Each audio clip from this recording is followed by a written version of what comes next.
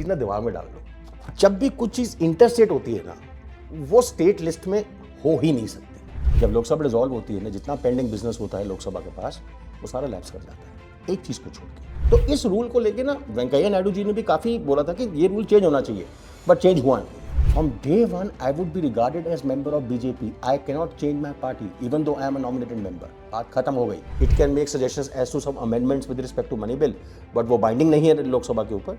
और 14 दिन के अंदर अंदर अगर राज्यसभा ने पास नहीं किया, तो it is deemed to have been passed. These timelines cannot be changed. There is no provision in the constitution that allows us to postpone the elections. So this is wrong. अगर कोई lawyer is a permanent salaried employee of any person, any concern, any government, private corporation, private commercial enterprise, he shall not be allowed to practice as an advocate in the court of law.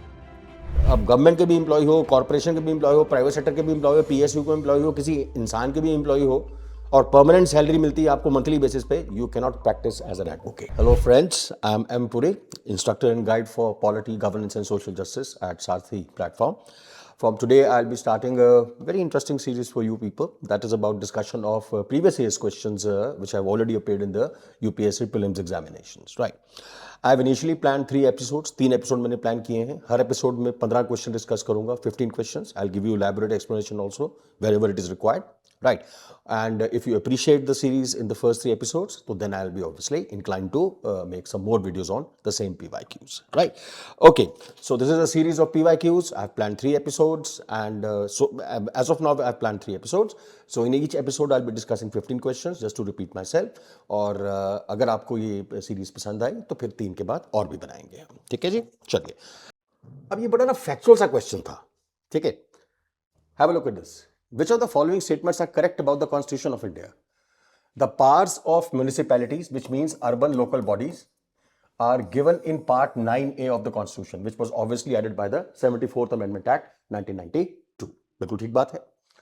Emergency provisions are given in Part 18 of the Constitution. ये भी ठीक है, बिल्कुल ठीक है. Provisions related to amendment of the Constitution are given in Part 20 of the Constitution. और Part 20 में सिर्फ एक ही आर्टिकल है, article 368, that talks about amendments to the Constitution. ठीक है. अब बेटा प्रॉब्लम पता क्या है? हालांकि मैं जो आपको एक आइडिया देने जा रहा हूं अभी, क्योंकि ये क्वेश्चंस आते रहते हैं कि कौन से पार्ट में क्या है. We have 25 parts in the constitution, किस पार्ट में क्या है. अब उसको याद रखना थोड़ा सा डिफिकल्ट रहता है कई बार. Right. So we have some mnemonic devices. Mnemonic devices मतलब जो आपको इन पार्ट्स को मेमोराइज करने में थोड़ी सी एड करते हैं, थोड़ी सी हेल्प करते हैं. सो एक ये कॉमन सा निमोनिक डिवाइस है, मेरा कंसीव नहीं है. बहुत सारे लॉ टीचर्स ने भी बताया हुआ है कि भी इस तरह से आप इन पार्ट्स को याद रख सकते हो. तो कैसे इन पार्ट्स को याद रख सकते हो? ये तीनों स्टेटमेंट्स करेक्ट है. Okay, all are correct. Municipalities की प्रोविजंस कहां है? पार्ट 9A में, which was added by the 74th amendment act 1992. और इमरजेंसी प्रोविजंस पार्ट 18 में है, बिल्कुल करेक्ट है. Provisions relating to amendment of the constitution are in part 20 of the constitution. इसमें एक ही आर्टिकल है, article 368. This one article in that part. जैसे आपका वो पार्ट 4A है जो which deals with fundamental duties, उसके अंदर भी तो एक ही आर्टिकल है, 51A. So there are certain parts of the constitution. Many parts of the Constitution are divided into various chapters, but these are some rare parts of the Constitution जिनके अंदर सिर्फ एक ही आर्टिकल होता है. ठीक है. तो all 3 are correct. Answer is D. ठीक है. अब इन पार्ट्स को यार याद कैसे रखा जाए? एक ना बड़ा सिंपल सा एक्रोनिम है, एक सिंपल सा डिवाइस है, मैं आपको देता हूं. ठीक है, एक सेकेंड बस. इनिशियल पार्ट्स को कैसे याद रखना है? ठीक है, अप टू पार्ट 11. ये देखो एक एक्रोनिम है, ये स्टेटमेंट याद रखना. You can fly directly from United States to Uttar Pradesh to meet the child of Sham and Ram. Okay? अब देखो, U, part 1, Union and its territories. C, part 2, can, citizenship. Part 3, fly, F. पहला word देखना आपने, first word देखने हैं. ठीक है? Fly, F, fundamental rights. Directly, directive principles, part 4. F दोबारा आ गया, part 4A, fundamental duties. United States. United, part 5 deals with the Union. States, part 6 deals with the states. यहां पे आइए, ये 2 को निकाल दो, 2 को छोड़ दो, इसको इग्नोर करो. You can fly directly from United States to Uttar. Part 8 deals with UTs, provisions in the Constitution with respect to UTs. Pradesh, part 9 deals with Panchayati Raj institutions. 2 ignore कर दो इसको. Meet this is the part 9A which deals with municipalities या urban local bodies, M याद रख लेना, municipalities, right, to meet child, ठीक है, child. Part 9B, C याद रखना, कोऑपरेटिव सोसाइटीज, तो part 9B deals with cooperative societies, ठीक है। ऑफ शाम, शाम नंबर 10, पार्ट नंबर 10, सो ऐसे याद रखना, this is the part that deals with scheduled and tribal areas. और उसके बाद राम, आर याद रखना, आर का मतलब हुआ रिलेशंस, तो this is the part 11 which deals with centre state and union और यूनियन स्टेट रिलेशंस, ठीक है। इसको दोबारा पीछे करके आप, क्योंकि ये वीडियो यूट्यूब पे आ रहा है, उसको आप इसको दोबारा रिवाइज कर सकते हो।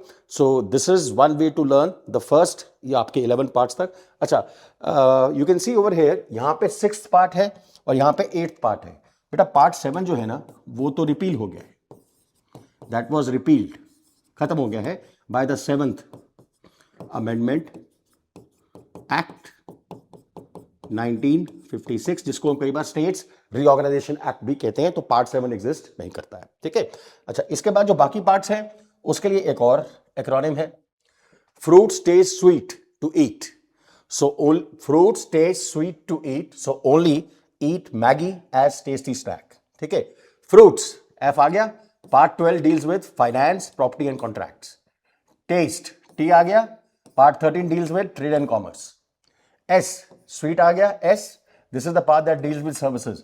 पार्ट 14, इसके अंदर आपकी वो UPSC, state public service commission, all India services, the services under the centre and the state वगैरह, वो सारी यहां डिस्कस्ड है, ठीक है। देन अब यहां पे 2 को इग्नोर नहीं करना है, ठीक है।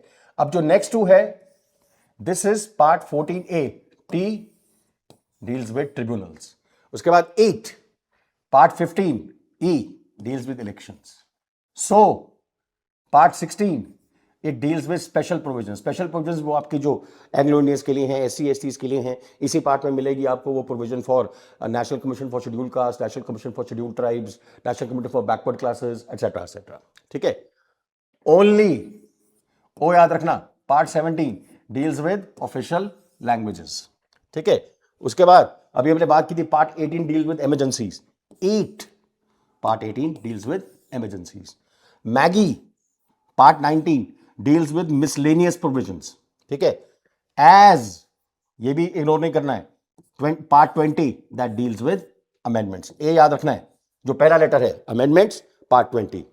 टेस्टी, पार्ट 21, टेस्टी का टी याद रखना है, this deals with temporary and special provision, जिसके अंदर आपके वो आर्टिकल 370 भी था, उसके बाद वो 371 A B C D A, वो 371 जे तक जाते हैं आर्टिकल्स आपके, राइट। और फाइनली लास्ट है स्नैक, एस याद रखना है इसका, पार्ट 22 डील्स विद, उसकी एक ही हेडिंग है, short title and it gives the date of commencement of the Indian constitution, ठीक है। So this is a simple device you can use, वैसे ज्यादा मुश्किल नहीं है, 2 स्टेटमेंट्स आपको याद रखनी है और 2-4 बार रिवाइज कर लोगे तो आपको याद रहेगा, तो such kind of questions will become easier for you to answer, ठीक है। Okay, now let's come to the next question. अब अगले क्वेश्चन पे आते हैं। Okay, which of the following statements is correct as per the constitution of India. देखो बेटा यहां पे क्या लिखा हुआ है, interstate, just a moment, interstate trade and commerce is a state subject under the state list. बेटा एक चीज ना दिमाग में डाल लो, जब भी कुछ चीज इंटरस्टेट होती है ना, वो स्टेट लिस्ट में हो ही नहीं सकती, ठीक है। ये तो एक सिंपल थंब रूल है भाई, like for example trade and commerce is in the state list, but interstate trade and commerce is in the union list. कहां पे यूनियन लिस्ट के अंदर, ये इट इज इन एंट्री या subject number 42 of the union list. तो गलत हो गया ये, interstate trade and commerce is a subject in the under the state list, गलत हो गया। Interstate migration is a state subject under the state list, फिर से इंटरस्टेट आ गया आपका, ठीक है, तो ये फिर से ये भी गलत हो गया। इनफैक्ट इंटरस्टेट जो माइग्रेशन है, it is covered by entry number 81 या subject number 81 in the union list, ठीक है। तो दिस इज ऑल्सो रॉन्ग, ये भी गलत हो गया। अब यहां देखो, interstate quarantine, you know what is quarantine, बीमारी वारी फैलती है तो लोगों को एक जगह पे बंद कर दिया जाता है कि ताकि दूसरे बाहर ना आ सके, जैसे कोविड में हुआ था आपका, right. So interstate quarantine is a union subject under the union list, बिल्कुल सही बात है। कौन सी एंट्री के अंडर, entry 81 union list. In fact interstate migration and interstate quarantine are both under entry 81 of the union list, ठीक है। तो interstate quarantine is a union subject under the union list, absolutely correct, ठीक है। Corporation tax is a state subject under the state list. बेटा corporation tax तो एक direct tax है ना, आपके जो डायरेक्ट टैक्सेस होते हैं, चाहे इनकम टैक्स हो, कॉर्पोरेशन टैक्स हो, वो तो बेटा वैसे भी आपके सेंट्रल गवर्नमेंट लेवी करती है, वही कलेक्ट करती है, शेयर होते हैं स्टेट्स के साथ on the recommendations of the union finance commission. But well, corporation tax is not a state list subject, it's in union list and that is in entry और सब्जेक्ट नंबर 85। ठीक है, तो ऐसे question difficult नहीं होते answer करने के लिए, बिकॉज एज आई सेड ना that anything that is interstate obviously cannot be in the state list, because that subject, because laws when they are made on that subject, one state cannot make a law which has impact over interstate relations. That kind of a law can be made only by the center. Okay, तो हो गया clear यहां पे ये। चलिए let's move further. Right, let's move to the fourth question. चलिए let's look at this. ये simple question है। With reference to the Indian Parliament, consider the following statements. A bill, just a moment. A bill pending in the Lok Sabha lapses on its dissolution. Yes, in fact, you know, all business which is pending in the Lok Sabha on its dissolution lapses, except just one thing. जब Lok Sabha dissolve होती है ना, जितना pending business होता है लोकसभा के पास, वो सारा लैप्स कर जाता है, एक चीज को छोड़ के, only the assurances which are pending with the committee on assurances. ये याद रखना, ठीक है, सारा बिजनेस जो लोकसभा में पेंडिंग है वो लैप्स कर जाता है, except the assurances pending with the committee on assurances. दोनों हाउसेज में अपनी अपनी कमेटी ऑन एश्योरेंसेज होती है। अगर आपने थोड़ा सा भी पॉलिटी की तैयारी की है तो आपको पता होना चाहिए what is a committee on assurance. ठीक है, तो yes, a bill pending in Lok Sabha lapses on it's resolution, बिल्कुल सही बात है। अब यहां देखो, अ bill pass by the Lok Sabha and pending in the Rajya Sabha. देखो लोकसभा ने पास कर दिया है, pending in the Rajya Sabha, lapses on the dissolution of the Lok Sabha. बेटा देखो, पहली स्टेटमेंट भी करेक्ट है, सेकंड स्टेटमेंट भी करेक्ट। हालांकि इस चीज को लेकर ना बहुत डिस्प्यूट भी रहा है। हमारे जब वाइस प्रेसिडेंट होते थे, he was the obviously the chairperson of the Rajya Sabha, Venkaiah Naidu ji, उन्होंने भी कहा था यार यार क्या रूल है यार, ये सही बात है यार, जब लोकसभा एक बिल को पास कर चुकी है, अब उसका इस बिल से कोई लेना देना नहीं है, अब वो बिल वैसे भी राज्यसभा में चला गया है, तो अब लोकसभा के डिसॉल्व होने में अब naturally why should that bill lapse? Had that bill been pending in the Lok Sabha तो चलो एक बात, एक सेंस बनती है, चलो लैप्स कर गया। ये लोकसभा पास कर चुकी है, अब वो बिल पेंडिंग राज्यसभा में है, वो भी लैप्स कर जाएगा। अब जो नई लोकसभा आएगी उसको दोबारा पास करेगी, पता नहीं पास करेगी कि नहीं करेगी। तो इस रूल को लेके ना वेंकैया नायडू जी ने भी काफी बोला था कि ये रूल चेंज होना चाहिए, बट चेंज हुआ नहीं है। ठीक है, so bill pass by Lok Sabha but pending in Rajya Sabha also lapses on the dissolution of Lok Sabha. अब यहां पे देखो, a bill in regard to which the President of India has notified his or her intention to summon the houses to a joint sitting naturally to break a deadlock. जब लोकसभा राज्यसभा में deadlock हो जाता है, joint sitting is permitted only for non-money bills and for non-constitutional amendment bills, right? So तो जब deadlock हो जाता है, एक हाउस ने पास कर दिया, दूसरे ने रिजेक्ट कर दिया, या दूसरे ने 6 महीने तक कुछ नहीं किया, या दूसरे ने कुछ ऐसी अमेंडमेंट्स कर दी दूसरे हाउस ने जो पहले हाउस को जहां से बिल ओरिजिनेट हुआ था उसको एक्सेप्टेबल नहीं है, right? So a bill in regard to which the president has notified his intention to summon a joint sitting, deadlock होगा तो जॉइंट सिटिंग होगी टू ब्रेक द डेडलॉक, 3 बार हुई है इंडिया में आज तक, right? Lapses on the dissolution of the Lok Sabha. देखो बेटा ऐसा है, let us say on January 1 it is confirmed that there is a deadlock. भी लोकसभा ने बिल पास कर दिया है, राज्यसभा ने बिल रिजेक्ट कर दिया, हो गया डेडलॉक। January 3 को the president notifies the date of the joint session of the 2 houses of parliament to break the deadlock. ठीक है, दैट डेट इज 15 जनवरी की। 15 जनवरी को हम जॉइंट सेटिंग करेंगे लोकसभा राज्यसभा, ठीक है। बट 12 जनवरी को लोकसभा की 5 साल खत्म हो जाते हैं और लोकसभा डिसॉल्व हो जाती है। क्या ये जॉइंट सेटिंग होगी? Yes, it will be held because the date for this joint sitting was announced prior to the dissolution of Lok Sabha.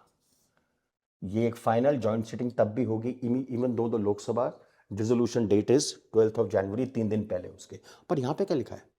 A bill in regard to which the President of India notified his or her intention to summon the houses to a joint sitting lapses on the dissolution of Lok Sabha. No, it does not lapse.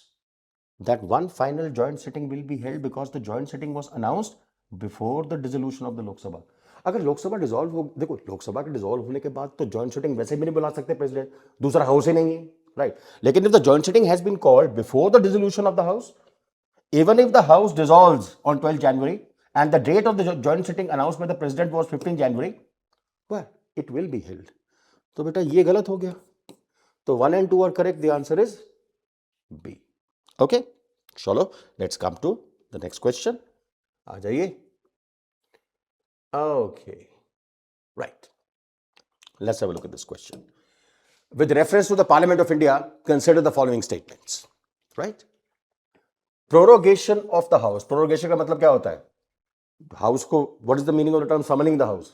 House summoning the House होता है कि मतलब दोनों houses के session को summon करना. Prorogue का मतलब क्या होता है? To bring the session of the House to a close. उसको formally end करना. The power to summon the two houses of Parliament for a session. The power to prorogue मतलब to bring the session to formally a close. Both these powers are with the President of India and they are supposed to be exercised on the advice of Council of Ministers. Prime Minister की advice पे होता है, ठीक है? तो पहला statement क्या है? Prorogation of the House by the President of India does not require the advice of Council of Ministers. बिल्कुल गलत. It is always done on the advice of the Council of Ministers. ठीक है? अब सुनो एक बात. देखो, जब सेशन खत्म होता है ना, जब लास्ट डे होता है सेशन का, जैसे स्पीकर ऑफ द हाउस है, लोकसभा के स्पीकर हैं, सेशन खत्म हो रहा है, जैसे नॉर्मली तो होता है ना, जैसे during the let us say the session is for 15-20 days, fine. तो on a daily basis speaker जो होते हैं वो एडजर्न कर रहे होते हैं प्रोसीडिंग्स को. एडजर्न करते हैं शाम को 4-5 बजे कहते हैं okay the proceedings are adjourn till tomorrow.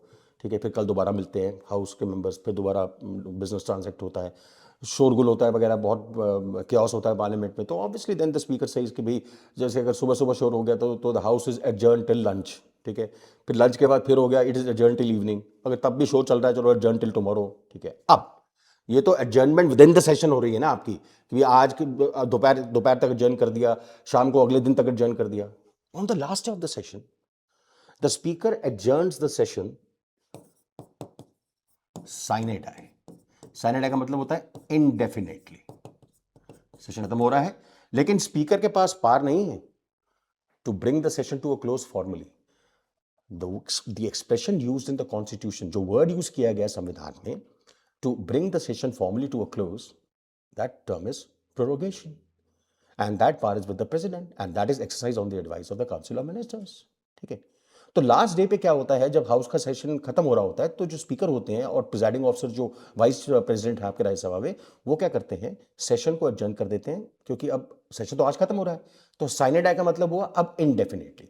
उसके कुछ दिनों बाद एक फॉर्मल ऑर्डर आता है प्रेसिडेंट का कि भाई the house session has been formally been brought to an end, formally it has been prorogued. ठीक है, बट अब सवाल खड़ा होता है, सेशन 20 दिन का है, 20th डे को स्पीकर विल से कि I am proroguing the session sine die.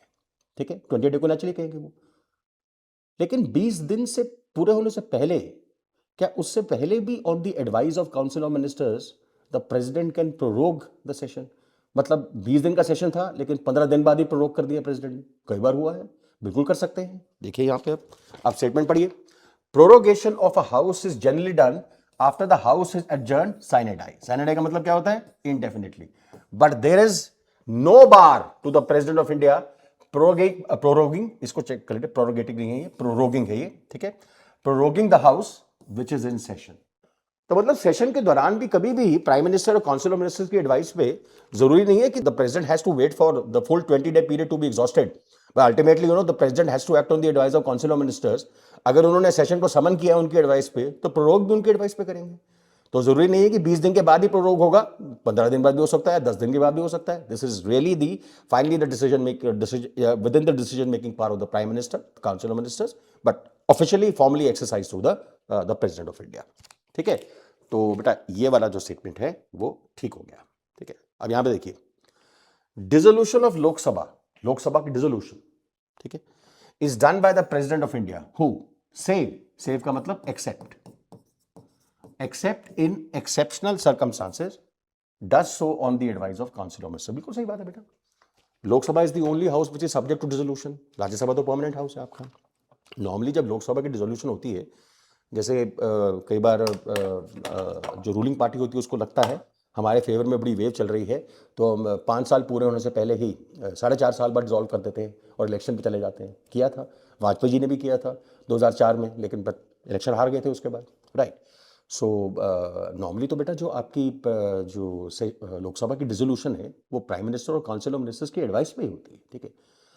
But अभी इलेक्शन, मैं आपको हाइपोथेटिकल एग्जांपल देता हूँ, अभी इलेक्शन हुए हैं, एक साल बाद let's say we have a coalition government, right, किसी पार्टी की क्लियर मेजोरिटी नहीं आई, and there is a prime minister who is there for 1 year but he has lost majority in the house, पता लग गया उसकी मेजोरिटी जा रही है, और मतलब कोलिशन पार्टनर छोड़ के जा रहे हैं उसकी पार्टी को, तो मतलब मेजोरिटी चली गई आपकी। तो इस सिचुएशन में प्राइम मिनिस्टर अगर प्रेसिडेंट को कहेगा डिसॉल्व द हाउस, तो प्रेसिडेंट कहेगा यार अभी एक साल पहले इलेक्शन हुआ था, आपके पास मेजोरिटी नहीं है, हो सकता है किसी और के पास मेजोरिटी बन जाए, ठीक है, some other leader could be there, some other collection of parties may be prepared to form a coalition government. तो in this situation, the president has the full rights to explore the possibility of installing an alternative government and disregarding the advice of the prime minister. मतलब the president can choose to disregard the advice of a prime minister who has lost majority but is still insisting on dissolution of the Lok Sabha. ठीक है? So yes, ये बात ठीक है कि भी जो dissolution of the Lok Sabha is done by the president who except in exceptional circumstances, जैसे मैंने बताया आपको, एक साल बाद प्राइम मिनिस्टर की मेजोरिटी चली गई और वो फिर भी कह रहे हैं डिसॉल्व कर दो, तो फिर तो प्रेसिडेंट कहेंगे ना भाई अभी एक साल हुआ है इलेक्शन को, अभी why to every election cost thousands and thousands of crore rupees to conduct, ये पैन इंडिया इलेक्शन होता है बेटा लोकसभा का, तो भाई the president has the right to explore कि अगले 4 साल के लिए हो सकता है एक और सरकार बन सके, कोई और प्राइम मिनिस्टर बन सके, कोई और collection of parties can form group together and then obviously form the government, right. So except save in exceptional circumstances, he does so on the advice of council of ministers। ये बात बिल्कुल ठीक है कि कुछ एक्सेप्शनल सर्कमस्टांसेस को छोड़ के नॉर्मली जो लोकसभा डिसॉल्व होती है, it is dissolved on the advice of council of ministers. So this is wrong, prorogation of the house by the president of India does not require the advice, ये wrong हो गया, तो इसका answer हो गया फिर ये, ठीक है, बिल्कुल ठीक है, okay, and this is also correct and therefore the answer is 2 and 3, that is C. Okay, चलिए अब आगे चलते हैं, नेक्स्ट क्वेश्चन, एक second, let's come to the next question, question number 6। Okay, with reference to the anti defection law in India, जो schedule 10 के अंदर provided है, consider the following statements. A law specifies that a nominated legislator, पहले तो बेटा एक बात समझ लो मेरी, this is a confusion between in many students about nominated members, ठीक है, let us say I am a registered member of the BJP, हूं नहीं, but let us say I am a registered member of the BJP, ठीक है। Registered member क्या होता है भाई, जो लोकल ऑफिस होता है बीजेपी का, वहां जाके मैंने फॉर्म भरा और वहां पे एक बस फॉर्म भरा, साइन किए, मेंबर बन गया उनका, registered, formally I am a member of BJP, ठीक है।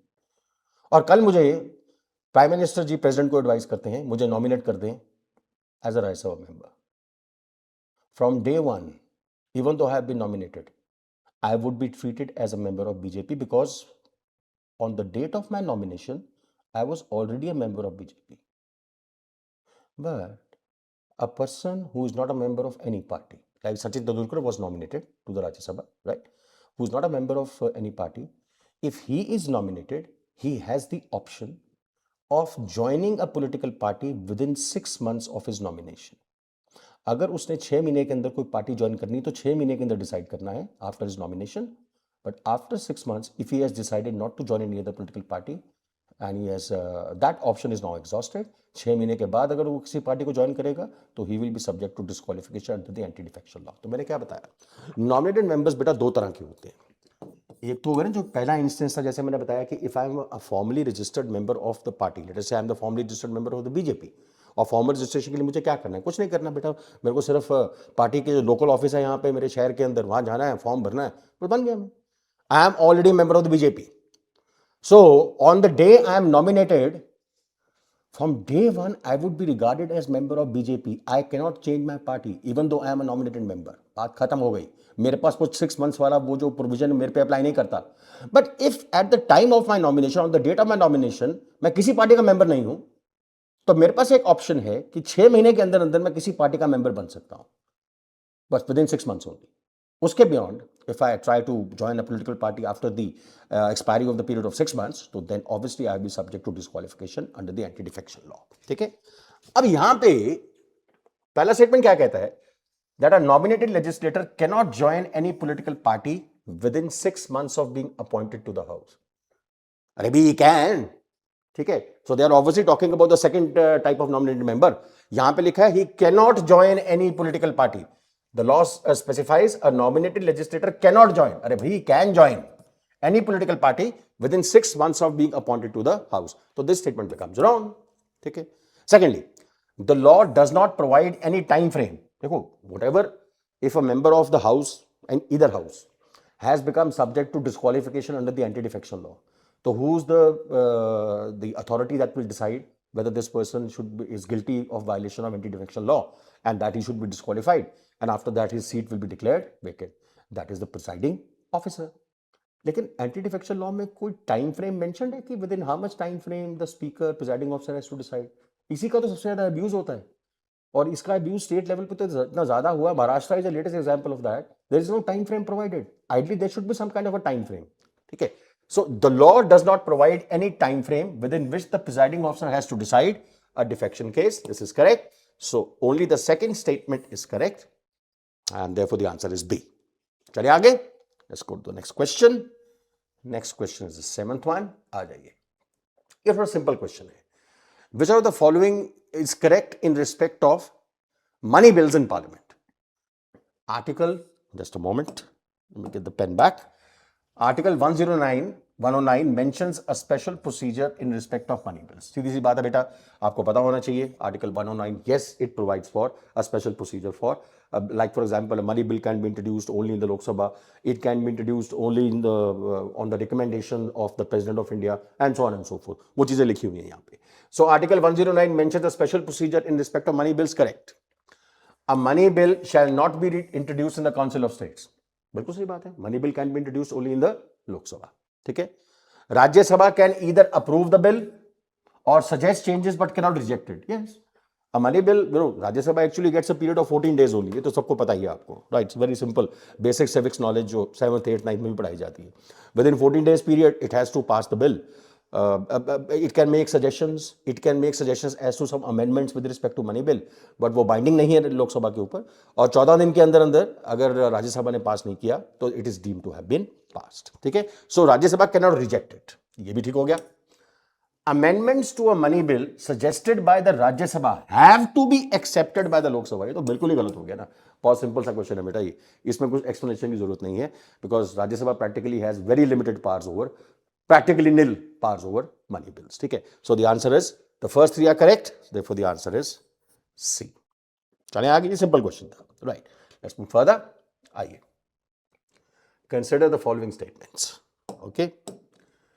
It is the governor of the state who recognizes and declares any community of that state as a scheduled tribe. बिल्कुल गलत.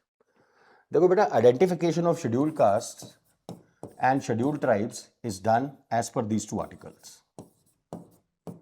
SCs, STs. The power to identify. How are scheduled castes and scheduled tribes identified? Both the articles are cut, copy, paste of each other. दोनों articles के अंदर procedure same ही है, चाहे वो 341 हो चाहे 342 हो. बड़ा साफ साफ लिखा हुआ है 341 342 के अंदर कि भाई it is the president who, but after consultation with the governor of the state, will notify the list of scheduled castes and scheduled tribes in the state. So, the list of scheduled tribes and also scheduled castes is prepared state-wise and UT-wise. ठीक है. आपकी state के अंदर इनको माना जाएगा schedule का schedule tribe, आपकी स्टेट दूसरी स्टेट के अंदर इसको माना जाएगा शेड्यूल का शेड्यूल ट्राइब. हाँ. The president means the government of India. So the president has to consult the governor of the state before he finally prepares an order. एक ऑर्डर निकलता है आपका, उसको कहते हैं constitution SC order, constitution ST order, जो 1950 में निकला था. राइट. तो it's the president of India which notifies, मतलब the government of India obviously, but after consultation with the governor of the state. Governors cannot do that, even though the list of SC STs are prepared state wise and UT wise. Her state की अपनी list है SCs की, हर state की अपनी list है STs की, हर UT की अपनी लिस्ट है SCs और STs की. राइट. लेकिन ये दोनों जो लिस्ट है, चाहे स्टेट में हो चाहे आपकी यूटीज के अंदर हो, these are prepared by the president of India by a constitutional order. ठीक है. And this is clearly mentioned where in article 341 and 342. Same thing mentioned है वहां पे. तो गवर्नर का तो रोल ही नहीं है इसके अंदर, it is the president. Governor is only suppose to be consulted, and when I say ना governor is to be consulted, it basically means the state government has to be consulted. Okay, अब यहां देखिए, a community declared as a scheduled tribe in a state need not be so in another state. बिल्कुल सही बात है, क्योंकि आपकी जो एससी एसटीज की लिस्ट होती है वो स्टेट वाइज प्रिपेयर होती है, यूटी वाइज प्रिपेयर होती है. तो कोई कम्युनिटी अगर किसी स्टेट की एसटी लिस्ट में मेंशन्ड है, जरूरी नहीं है कि वो बाकी स्टेट्स की एसटी लिस्ट में मेंशन होगी, बिल्कुल भी नहीं. So this statement is absolutely correct. So the answer is B, that is 2 ओनली. चलिए आगे. Okay, proceed further. Simple question था वैसे ये तो. Okay, consider the following questions. Just consider the following statements. I'm sorry. If the election of the president of India is declared void by the Supreme Court, you know this thing that under Article 71, the Supreme Court has the final and it is the only authority to decide on all disputes which may occur in the elections of the president as well as the elections of the vice president of India, the final authority. Okay. So, if the election of the president of India is declared void by the Supreme Court of India, all acts done by him or her in the performance of duties of his or her office of president before the date of decision become invalid. मतलब ये हुआ, आप सुनो, Jan 1 को president elect हो जाते हैं, January 15 को somebody files a petition in the Supreme Court challenging the election of the president, making some allegations of कि भाई कुछ irregularities हुई हैं, कुछ malpractices हुई हैं. कौन चैलेंज कर सकता है प्रेसिडेंट के इलेक्शन को? मैं कर सकता हूं, आप कर सकते हो as a citizen of India? नहीं बेटा, no, we not allowed to challenge it. In the Supreme Court, who is allowed to challenge the election of the president मतलब making some allegations of irregularities and malpractices? Any of the losing candidates, जो हारा है, losing candidate, और any 20 और more than equal to 20 electors. अब बेटा जो electors हैं, जो प्रेसिडेंट को इलेक्ट करते हैं, वो कौन होते हैं? They are elected members of parliament and elected members of legislative assemblies of states. तो ये जो सारा इलेक्टोरल कॉलेज है ना, उसमें से कोई 20 और मोर मेंबर्स इकट्ठे, 20 और मोर इलेक्टर्स इकट्ठे चैलेंज कर सकते हैं. An average private citizen can not challenge the election of the president. ठीक है, okay. So losing candidate can challenge it, और एनी 20 और मोर electors together, 20 or more electors together can challenge the election of the president, alleging some irregularities, malpractices या और कुछ कपलेबाजी वगैरह जो भी हुई है. ठीक है.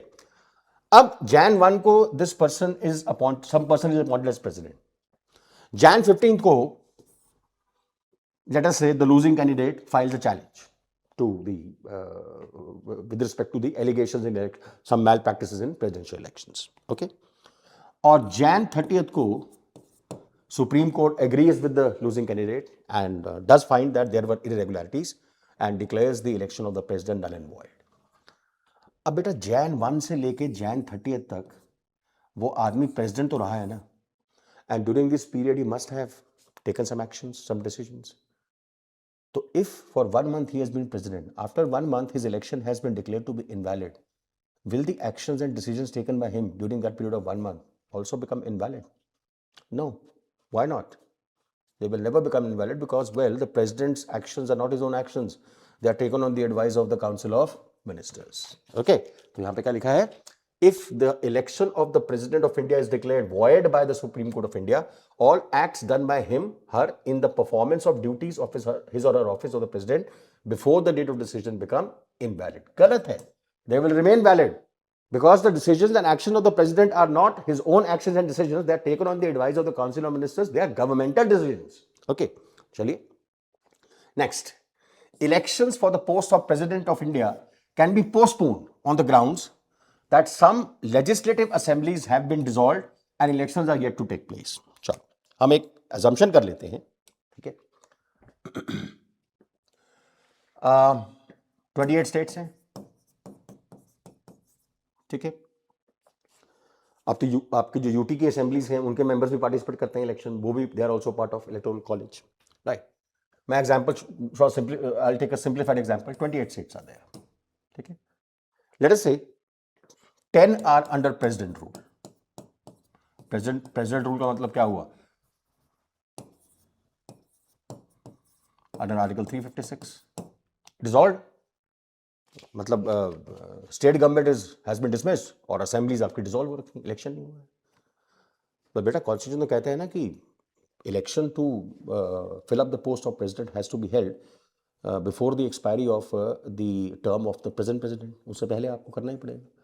और अगर कैजुअल वैकेंसी हो जाती है, कैजुअल वैकेंसी का मतलब होता है कि the house of the president's office has fallen vacant because of death, resignation, impeachment etcetera, तो विद इन 6 मंथ्स आपको इलेक्शन करवाना ही करवाना है। ये तो डेट लाइन, ये जो आपकी जो टाइम फ्रेम्स हैं, टाइम लाइन्स हैं, ये तो आपकी कॉन्स्टिट्यूशन में मेंशन है, ठीक है।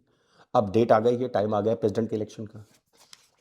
10 assemblies are dissolved, मतलब elected MLAs of 10 assemblies will not be able to participate in the election of president। मतलब कितनी बड़ी वैकेंसी है इलेक्टोरल कॉलेज के अंदर। इलेक्टोरल कॉलेज में कौन कौन होते हैं प्रेसिडेंट के? भैया इलेक्टेड एमपीज और इलेक्टेड एमएलएज, और 10 स्टेट्स के एमएलएज इलेक्टेड ही नहीं है ही नहीं, ठीक है।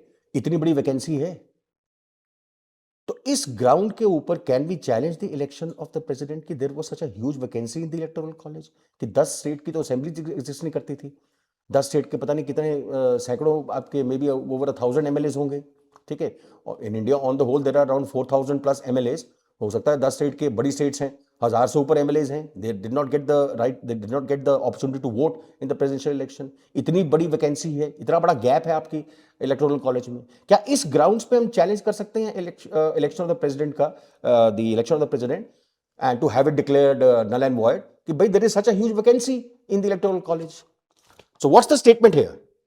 द स्टेटमेंट हियर इज, ये तो गलत हो गई पहली वाली, elections for the post of president of India can be postponed on the grounds that some legislative assemblies have been dissolved or elections are yet to take place. This is incorrect. No. Vacancy electoral college में, because timelines with respect to the election of president have to be respected. There is no provision for postponement of president's elections.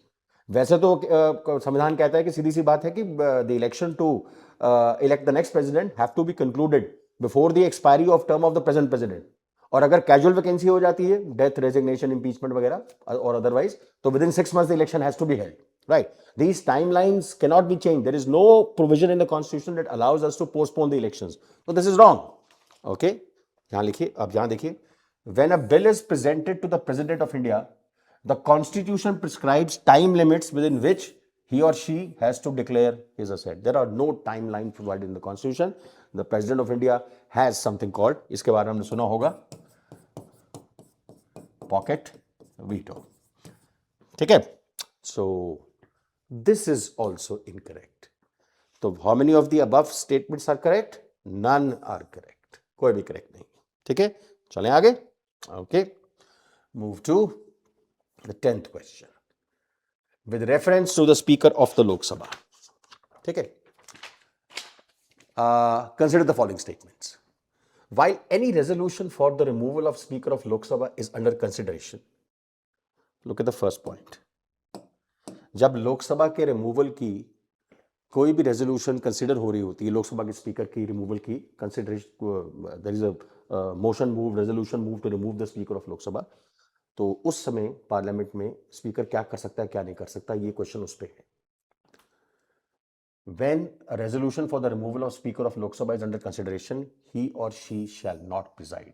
बिल्कुल correct. Cannot preside. He or she shall not have the right to speak. बिल्कुल गलत. He shall have the right to speak. देखो बेटा, जो speakers होते हैं ना, speakers, हालांकि this is a question which I normally ask in my regular classes also, speaker is not allowed to participate in debates in parliament, no. Have you ever seen the speaker participate and give his own opinion on any matter, bill, resolution, motion pending in the house? मेरी ये opinion है इस bill के ऊपर. Never. They never do that. The only time the speaker speak is when there is somebody is acting in an unruly manner, misbehave कर रहे हैं, उनको बिठाने के लिए, यार बैठ जाइए आप, please sit down, let the person speak, allow him to speak and this and that. शोरगुल होता रहता है, उसको संभालने के लिए वो थोड़ा बहुत डांट भी देते हैं, फटकार भी देते हैं members को. But other than that, the speaker never speaks. Then why is he even called the speaker? फिर स्पीकर को कहा जाता है, he hardly speaks. He is not even allowed to not participate in debates. ये बेटा British times की ना, we have borrowed this position from the obviously the British system of parliamentary democracy, जिसको वेस्टमिंस्टर सिस्टम कहते हैं। तो वहां से बोरो की ये पोजीशन हमने, तो वहां से नाम भी ले लिया हमने स्पीकर। अच्छा, वहां पे भी यही है कि भी speaker doesn't participate in debates, पर वहां पे भी स्पीकर कहा जाता है। तो ये वर्ड स्पीकर आया कहां से? Why has he been called the speaker? For the simple reason बेटा, in the earlier days of British parliamentary democracy speaker का एक बड़ा यूनिक रोल होता था। One of his duties was, मैं बड़ी पुरानी बात कर रहा हूँ, 100, 150, 200 साल पुरानी बात, राइट? तो मतलब उस समय स्पीकर का एक इंग्लैंड में रोल होता था कि किसी भी इशू के ऊपर बहुत सारे लोग हैं हाउस ऑफ कॉमन्स के अंदर, जो house of Commons is the lower house of the British parliament, कि वहाँ पे बहुत सारे लोग हैं, बहुत सारी फैक्शंस हैं हाउस के अंदर। On some issue they are giving their opinions. कोई एक ग्रुप कोई ओपिनियन दे रहा है, कोई ग्रुप ओपिनियन दे रहा है, कोई तीसरी पार्टी कोई और ओपिनियन दे रही है उस इशू के ऊपर। The responsibility of the speaker in those days, आज नहीं है, ठीक है, the responsibility of the speaker in those days was that he was required to sum up the opinions which have been expressed by different groups and parties on the same issue, जो issue discuss हो रहा था। sum up the opinions of different, जो opinions आई हैं different factions के different parties के उस issue के ऊपर, sum them up and then speak to the king, the crown, communicate it to the king. From there came the word speaker. अब तो बिल्कुल नहीं है ये, this role is not performed by the speaker in England also, ठीक है? So no, but the term speaker it got stuck, वो वहीं पे स्टक हो गई, वो स्टिक हो गई स्पीकर। हालांकि वो रोल परफॉर्म नहीं करते, वो जो करते थे, तो जब वहां पे स्टिक हो गई, तो हमने भी जब पार्लियामेंट्री डेमोक्रेसी बनाई तो ब्रिटिश पैटर्न में बनाई, तो हम भी स्पीकर का जो टर्म है उसको यूज करते हैं। तो speaker does not have the right to speak and participate in debates when he is presiding over the proceedings of the Lok Sabha. But बेटा when a resolution is being debated in the house for his removal, उसके removal की resolution debate हो रही है, तो फिर तो बेटा speaker can not be allowed to preside, तो ही शैल नॉट प्रिजाइड, तो ठीक है। But now he is sitting as an honorary member, he is not presiding, sitting as an honorary member. तो now he sitting as an honorary member, he has the right to, यहां पे लिखा ना he shall not have the right to speak, he has the right to speak, तो this statement becomes wrong. अच्छा, normally speakers of course they don't participate in debates. Normally speakers are not even allowed to vote. Bill के ऊपर voting होती है ना, motion के ऊपर voting हो रही है, रेजोल्यूशन पे वोटिंग होती है, they are not allowed to vote, no. They only have something called a casting vote. Casting vote क्या होता है? अगर हाउस के अंदर टाई हो जाए, टाई का मतलब जो होता कम ही है, टाई अगर हो जाए कि किसी बिल के ऊपर equal number of votes are yes and no, 300 member present है उस दिन लोकसभा में, 150 से यस, 150 से no. Now to break that deadlock, break the tie, the speaker can cast a casting vote. So he cannot vote in the first, जब voting चल रही होती है तब वो वोट नहीं कर सकते। he only has a casting vote। वो भी जब कोई एक टाई हो जाए हाउस के अंदर, वो टाई को ब्रेक करने के लिए टाई ब्रेकिंग वोट जिसको कहते हैं, ठीक है। बट बेटा जब resolution is being debated to remove the speaker, he is sitting as an ordinary member in the house, he will not preside over the session, ठीक है। at that time not only will he have the right to speak, when the resolution to remove him is put to vote, he will have the right to vote in the first instance, जो normally speaker के पास नहीं होता। Speaker के पास सिर्फ एक tie breaking casting vote होती है। तो यहाँ पे क्या लिखा हुआ है देखिए, he shall not be entitled to vote on the resolution in the first instance। गलत हो गया, he is entitled to vote when the proposal for his own removal is subjected to a vote, he is allowed to vote in the first instance। But in normal circumstances when the speaker is presiding, he only has a casting vote, ठीक है। So only one statement is correct, the first one, ये वाला। So this is your answer, fine। Let's come to the next question। चलिए आइए question number 11। Okay, let's have a look। Within a state, with reference to scheduled areas, I'm sorry, in India, consider the following statements। Within a state, the notification of an area as a scheduled area takes place through an order of the president। Schedule 5 में ये बड़ा साफ साफ लिखा हुआ है, the president declares that an area is a scheduled area and the president declares whether an area ceases to be a scheduled area। President can also alter the boundaries of scheduled areas, alter the area, the territorial jurisdiction of the scheduled area। तो मतलब is the president who decides as to whether an area will be declared to be a scheduled area on the advice of central government's council of ministers, obviously, right?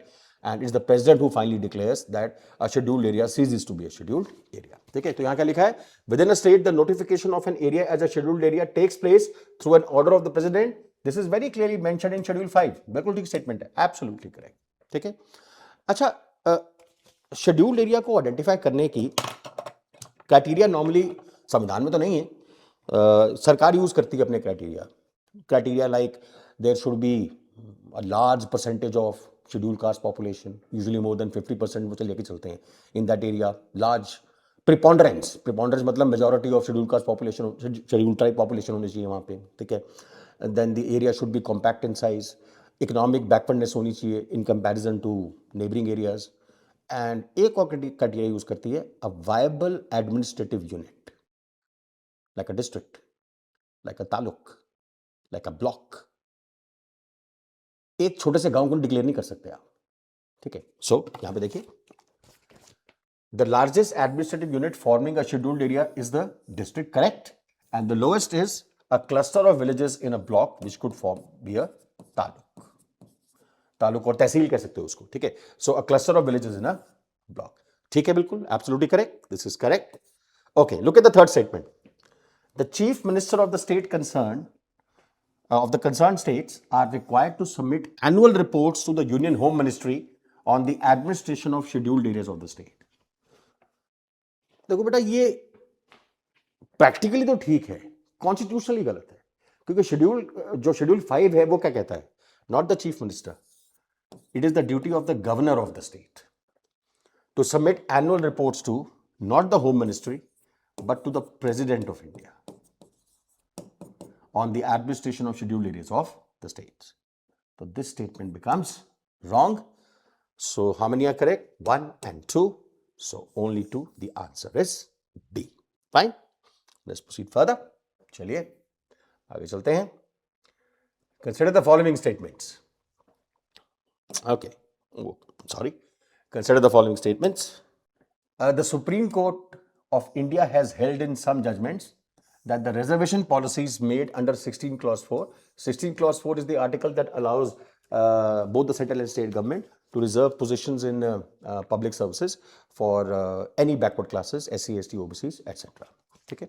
So, Supreme Court of India has held in some judgments that reservation policies made under 16 clause 4 of the Constitution would be limited by Article 335 for maintenance of efficiency of administration. Absolutely correct. In fact, उन्होंने ये बात कही थी in the Indira Sahni, SAWHNEY, Sahni case 1992, famously also known as the Mandal Commission case. देखो article 335 पता क्या कहता है? 335 कहता है, ठीक है भाई, for the to meet the ends of social justice, we have to provide some quotas and reservations for the backward classes, SC, STs, OBCs, etc. People suffering from disabilities, etc. दे सकते हो आप, ठीक. But while you are providing these benefits of reservations to the people who are entitled to it, ठीक है, जो specific categories like SC, ST, OBCs, you should not lower the standard of evaluation, lower the number of marks. मतलब इस तरह से reservation नहीं करनी है आपने, रिजर्वेशन बेनिफिट्स नहीं देने हैं कि आप इतने लो मेरिट के लोगों को एडमिनिस्ट्रेशन के अंदर ले आओ जिससे एडमिनिस्ट्रेशन की एफिशिएंसी कॉम्प्रोमाइज हो जाए. देखो नॉर्मली वो होता है ना, जनरल कैटेगरी की जो मेरिट होती है थोड़ी ऊपर चली जाती है, SC, STs, OBCs की नीचे आती, थोड़ी नीचे रहती है, ठीक है. IAS के एग्जाम में ज़्यादा फर्क नहीं रहता वैसे, STs के लिए फर्क थोड़ा ज़्यादा है, लेकिन OBCs और SCs में ज़्यादा फर्क नहीं होता, राइट, पर फर्क होता है फिर भी, राइट. तो आपका जो level of evaluation, level of merit है, आप थोड़ी सी कम पे भी सिलेक्ट कर लेते हो, लेकिन इतनी कम भी नहीं करनी कि जिससे आप ऐसे लोगों को सिलेक्ट कर रहे हो कि जो शायद उस सर्विस के लिए सूटेड ही ना हो बिल्कुल भी, ठीक है. सो मतलब you are allowed to implement your reservation policies, but don't do so in a manner that you lower the standards of merit so much that it compromises the efficiency of administration. ये कहां पे लिखा हुआ है? ये लिखा हुआ है 335 में. तो this statement is absolutely correct. But look at the next statement. Article 335 of the Constitution of India defines the term efficiency. बिल्कुल भी डिफाइंड नहीं है वहां पे सर ये लिखा हुआ है, the reservation benefits while the government is implementing them, they should not do so in a manner that would compromise the efficiency of administration. But what is efficiency in administration? यहां पर बिल्कुल defined नहीं है. So statement 2 becomes wrong. अब बेटा यही बचता है स्टेटमेंट, फिर statement 1 is correct but statement 2 is incorrect. So answer is C. Okay, move ahead. चलिए question number 30. Consider the following statements in respect of elections to the President of India. चलिए पढ़ते हैं इसको. Just a minute.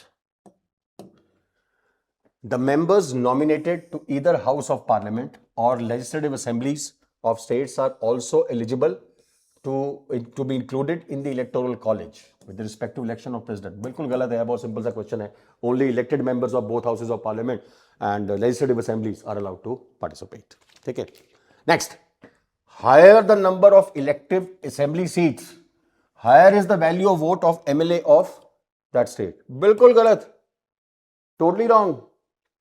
अरे भाई, आपकी मध्य प्रदेश की total number of seats 240 है, केरला की total number of seats I think 130 है. अब देखो अगला, this is a kind of question, this is a current affairs question which was asked, right. यहां पे क्या लिखा है? The value of vote of MLA of Madhya Pradesh is greater than that of Kerala. भाई, वैल्यू ऑफ वोट जो होती है MLA की, जब हम प्रेसिडेंट का इलेक्शन करवाते हैं तो कैसे कैलकुलेट की जाती है? भाई, the population of the state as per 1971 census, सब कुछ वहीं फ्रीज हो रखा है हमारा. Population of the state as per 1971 census divided by the number of elected MLAs and further divided by 1000. ठीक है. So कैसे करते हैं? Population of the state 1971 census divided by the total number of elected MLAs. जो भी इस mathematical operation के बाद फिगर आएगा, it has to be further divided by 1000. So this is the manner in which it is done. ठीक है. So ये statement तो गलत, I am sorry, just a moment, this statement is wrong. ठीक है. ये भी गलत है बिल्कुल. अब देखो, the value of vote of each MLA of Madhya Pradesh is greater than that of Kerala. अब इस क्वेश्चन को देख के ना मुझे कुछ शुरू से ही भी बोला था सर कि अब जो value of vote of MLAs हैं क्या सबकी याद करनी पड़ेगी? अरे बेटा बिल्कुल भी नहीं. This question was asked in the context because ये करंट अफेयर्स का क्वेश्चन था, क्योंकि थोड़े महीने पहले ही प्रेसिडेंट का इलेक्शन हुआ था. और वो जो वैल्यू ऑफ वोट्स की ना लिस्ट है, यूपीएससी हमेशा एक चीज देखती है कि they look at that aspect of the election, that aspect of current affairs जहां पे उनको पता है कि स्टूडेंट गलती करेगा. ठीक है. अब देखो यहां पे देखो, the value of vote of each MLA of Madhya Pradesh. Madhya Pradesh एक बहुत बड़ी स्टेट है यार. ठीक है. केरला छोटी स्टेट है, is greater than that of Kerala. अब on the face of it ये बिल्कुल सही लगता है, but mind you dear, first of all we are using 1971 census. और दूसरी बात एक और याद रखो, मध्य प्रदेश 71 वाला मध्य प्रदेश नहीं है, उसमें छत्तीसगढ़ निकल भी गया है और सेंसस 1971 का यूज कर रहे हैं. And you will be shocked to know the value of vote of an MLA of Kerala is more than that of Madhya Pradesh MLA. ठीक है ना. तो वो अब अब उस जब प्रेसिडेंट का इलेक्शन रिसेंटली हुआ है तो they expect you to look at value of votes क्या क्या है, और उसमें से यूनिक चीजें देखो. आप खुद हैरान हो जाओगे, यार अच्छा केरला की वैल्यू ऑफ वोट्स से एमएलए की वोट ज्यादा है मध्य प्रदेश से. UPSC is in the habit of asking questions about such unique facts. Okay. So the value of vote of each MLA of Madhya Pradesh is greater than Kerala. This is wrong. ठीक है. और यहां पे क्या लिखा है? Higher the number of elective assembly seats, higher the value of votes. अरे भाई, मध्य प्रदेश के अंदर तो मेरे ख्याल 240 सीट्स हैं असेंबली के अंदर, और केरला के अंदर तो मेरे ख्याल 130 सीट्स हैं. उसकी नंबर ऑफ सीट्स कम है, तब भी वैल्यू वोट ज्यादा है. तो first three statements are entirely incorrect. ठीक है. तो आगे देखो, value of vote of each MLA of Puducherry is higher than that of Arunachal Pradesh. सही बात है, पुडुचेरी के एमएलए की वोट 16 है, अरुणाचल की 8 है. ठीक है. एक यूटी की असेंबली की एमएलए की वैल्यू ऑफ वोट ज्यादा है than that of a state, because the ratio of total population to the total number of elective seats in Puducherry is greater as compare to Arunachal Pradesh. This is the only statement that is correct. Therefore the answer is only 1. Alright, let's proceed further. Question number 40. Okay, consider the following statements. Pursuant to the report of the H.N. Sanyal Committee, ये 1961-62 में थी, 61 में बनी थी, 62 में इसकी report आई थी, right. Pursuant to the report of H.N. Sanyal Committee, the Contempt of Courts Act was passed. बिल्कुल सही बात है. Contempt of Courts Act 71 was, उससे पहले भी होता था Contempt of Courts Act, लेकिन उसको मॉडिफाई करके दोबारा इनैक्ट किया गया on the recommendations of the H.N. Sanyal Committee. Absolutely correct. ठीक बात है. The Constitution of India empowers the Supreme Court and High Courts to punish for contempt of themselves. बिल्कुल. And this is mentioned in Article 125 with respect to Supreme Court and mention in article 215 with respect to high court. ठीक है, बिल्कुल mentioned है। The Constitution of India defines civil contempt and criminal contempt. Absolutely wrong. Civil and criminal contempt are defined in this law. What is civil contempt, for example? Civil contempt of court is, for example, disobedience of a lawful order of a court. Court ने order दिया, आपने उसको disobey किया। या फिर breach of an undertaking you have given to the court, आपने court से कुछ वादा किया, एफिडेविट में लिख के अंडरटेकिंग दी, मैं ये काम कर दूंगा, या फिर मैं ये काम नहीं करूंगा, ऐसा गलत काम नहीं करूंगा। आपने अपनी ही अंडरटेकिंग को ब्रीच कर दिया, या तो एक lawful order of the court को आपने डिसोबे किया, या जो अंडरटेकिंग आपने कोर्ट को दी है खुद ही उसको ब्रीच कर दिया, उसको वायलेट कर दिया, ये सिविल कंटेम्प्ट है। Defined where in the contempt of court act 71। Secondly, criminal contempt क्या होता है? थोड़ा सा वीक है। Criminal contempt is anything you say, right, do, कुछ भी करते हो, लिखते हो, अखबार में लिखते हो, जर्नलिस्ट होते हैं, या फिर कुछ भी बोल देते हो, which scandalizes the court, which attacks the independence and dignity of the court, which obstructs the course of justice, which obstructs the due course of legal proceedings, etc. etc. ये क्रिमिनल कंटेम्प्ट है। But ये define कहाँ पे है? Constitution में define नहीं है, वो यहां डिफाइंड है, तो गलत हो गया बिल्कुल। ठीक है, तो first one is correct, second is also correct, third one is wrong. In India parliament is vested with the powers to make laws on contempt of court, बिल्कुल ठीक बात है, parliament is vested with the powers to make laws on contempt of court. ठीक है, तो ये हो गया आपका 1, 2 and 4, ये गलत है, 1, 2 and 4 are correct. Okay, we are coming to the conclusion of today's session now.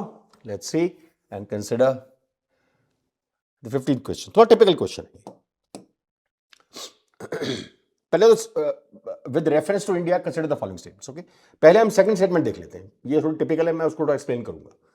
Bar councils of India have the power to lay down the rules relating to legal education and recognition of law colleges. Yes, Bar Council of India actually regularly inspects law colleges in consultation with universities which have law schools.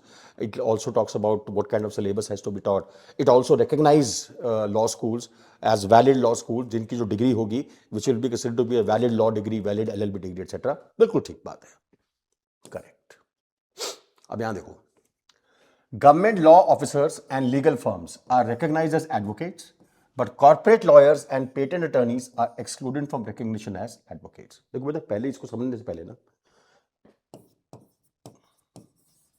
understand the distinction between a lawyer and an advocate. Lawyer is, आपने किसी भी university से LLB की degree की, lawyer, but that does not allow you to practice in court. हर एक बार council of India है, statutory body है, setup under the advocates act 1961। ठीक है, इट्स अ स्टैट्यूटरी बॉडी, और हर स्टेट की अपनी बार काउंसिल होती है।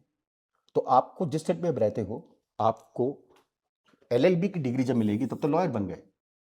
अभी you don't have the right to practise in court, you will have to enrol yourself with the bar council of the state. जो state की बार काउंसिल है उसमें इनरोल करना पड़ेगा, वहां से एक something like a license to practice मिलता है आपको। The moment you get that, now you can practice, you have become an advocate। ठीक है, एक बात है, हमारे जो बार काउंसिल ऑफ इंडिया है ना, उसके जो रूल्स हैं, उसका एक रूल 49 है। वो कहता है, those lawyers who are permanent salaried employees, permanent salaried employees, monthly salary मिलती जिनको, of any person, government organisation, corporation, private commercial enterprise etcetera, even सरकार के सैलरीड एम्प्लॉयज।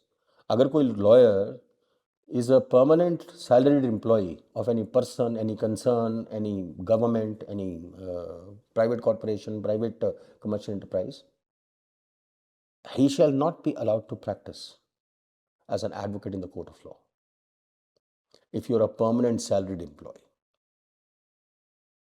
ठीक है, अब बेटा इस चीज को लेकर ना बड़ा इशू रहा है यार, कमाल हो गई यार, परमानेंट सैलरीड एम्प्लॉय को तुम करने नहीं दोगे। ठीक है, पर सुप्रीम कोर्ट की जजमेंट बहुत सारी आगे रखी है। उन्होंने कहा देखो ऐसा है, if the permanent salaried employee is hired, जो लॉयर जिसको हायर किया गया है, has been hired principally by a company, corporation, PSU, government, private body also, to represent it in the court of law, then he will not be, जो rule 49 की जो बार है ना वो उस पर नहीं लगेगी. But if he has been hired by, if that lawyer has been hired by the government concern, any person or company for some other kind of legal work like drafting of contracts, बहुत बड़ी बड़ी companies के ऐसे lawyers होते हैं जो practice नहीं करते लेकिन they are responsible for advising on and framing of merger agreements, acquisitions etcetera, shares की ट्रांजेक्शन वगैरह उसमें वो डील करते हैं. So if a person has been hired a lawyer who has been hired principally for that kind of work and he's a permanent salaried employee, he will not be allowed to practice. ठीक है. तो 49 rule जो है ना वो पहले तो बड़ा साफ था कि if you are a permanent salaried employee of the government also, मतलब अब गवर्नमेंट के भी एम्प्लॉय हो, कॉर्पोरेशन के भी एम्प्लॉय हो, प्राइवेट सेक्टर के भी एम्प्लॉय हो, पीएसयू के एम्प्लॉय हो, किसी इंसान के भी एम्प्लॉय हो और परमानेंट सैलरी मिलती है आपको मंथली बेसिस पे, you can not practise as an advocate. But then the Supreme Court has changed its opinion now. ये इस रूल को उन्होंने इंटरप्रेट किया है. उन्होंने कहा देखो ऐसा है, वील हैव टू सी कि what is the nature of the employment, चाहे वो परमानेंट है सैलरीड है.